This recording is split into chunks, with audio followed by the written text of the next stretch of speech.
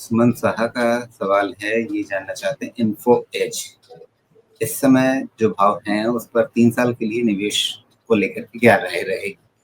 अब info as वैसे तो आईटी सेक्टर में है, लेकिन आईटी सेक्टर की जो समस्याएं हैं उससे इसका दूर-दूर तक कोई वास्ता नहीं है। नहीं, उससे कोई ख़ास दिक्कत नहीं है। मेन है कि तो नौकरी का जुगाड़ सबके लिए लगाते रहे हैं, लोगों को जी, नौकरी मिलते लेकिन रहे और उसमें भी थोड़ा-सा दूर का जुगाड़ तो है ही ना, या उतना भी दूर नहीं।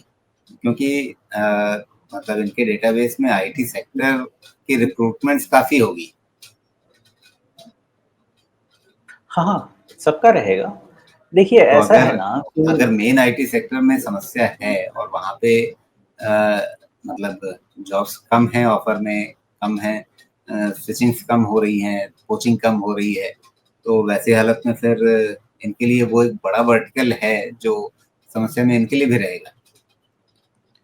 एक सेगमेंट में रहेगा, लेकिन अभी तक जितना मैंने काम किया है, मैंने ये देखा है कि रिक्रूटमेंट का जो रेट है, वो कम हो सकता है।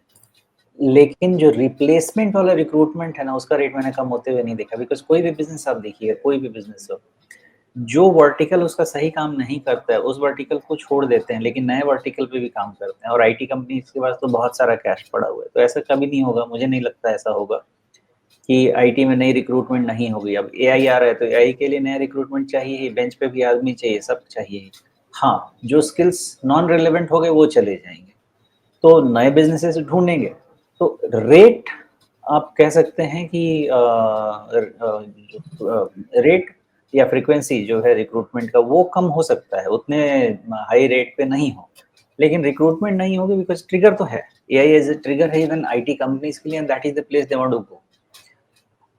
तो इसका नुकसान इन्फोएज को ये है, ऐसा नहीं कि इनको इन पे कुछ दिक्कत है, प्रॉब्लम है कि वो ऑलरेडी वैल्यूएशन में फैक्टर्ड है ना, बहुत ज़्यादा फैक्टर्ड है। तो करेक्शन इसमें होगा तो उसका रीज़न आपका वैल्यूएशन रहेगा than any other thing, okay. और वो दिख रहा है कि करेक्शन होना चाहिए वैल्यूएशन लेड। रिज़ल्ट मंथ में है, फिर रिपीट करूँगा। बहुत लंबा व्यू तब तक नहीं लें किसी चीज़ पे, जब तक रिज़ल्ट नहीं आ जाए।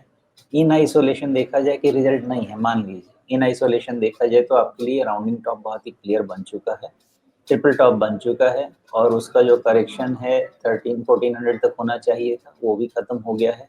तो अब मान के चलिए कि इसको अभी चुपचाप छोड़ दीजिए रिज़ल्ट तक। जब तक रिज़ल्ट नहीं आए इस पे कोई व्यू नहीं लेना चाहिए बिकॉज़ किस करवट लेगा नहीं पता। अभी का तो यही है कि हो सकता है कि करेक्शन चलता रहे तो 1250 प्लस माइनस 50 रुपीज़ इधर भी हो जाए। तो रिज़ल्ट के बाद ही इस पे बेटर व्यू लगेगा। अगर रिज़ल्ट नहीं होता तो मेरा क्या व्यू होता है, मुझे लगता है कि ये करेक्टिव मोड में है, एक प्रॉपर राउंडिंग टॉप वाला करेक्टिव फेज़। जी। अच्छा, इसको बड़े राउंडिंग टॉप के रूप में देखा जाए या एक छोटे राउंडिंग बॉटम की तरह से भी देख सकते हैं? मतलब टोपी नहीं, ही इसमें पहनानी है या कटोरी भी बन सकती है? राउंडिंग बॉटम इसमें किसी भी तरीके से नहीं बनेगा राइट। नहीं बन पाती। बिकॉज़ नहीं, कभी नहीं, इसमें है ही नहीं। राउंडिंग बॉटम बनने के लिए क्या होता है पता है? आपके पास जो लोज़ बनने चाहिए, एक बारी वो बॉटम बन जाना चाहिए और फिर उस पे हायर बेस जो बनता जाता है, जैसे फॉर एग्ज़ाम्पल अभी जो है हमने इंडियन ओवरसीज़ बैंक का चार्ट देखा ना या फिर हमने जी। सिल्वर का चार्ट देखा, वो राउंडिंग बॉटम का ज़्यादा फ़ील देगा। ये तो लोअर टॉप में ज़्यादा लगा पड़ा है। जी।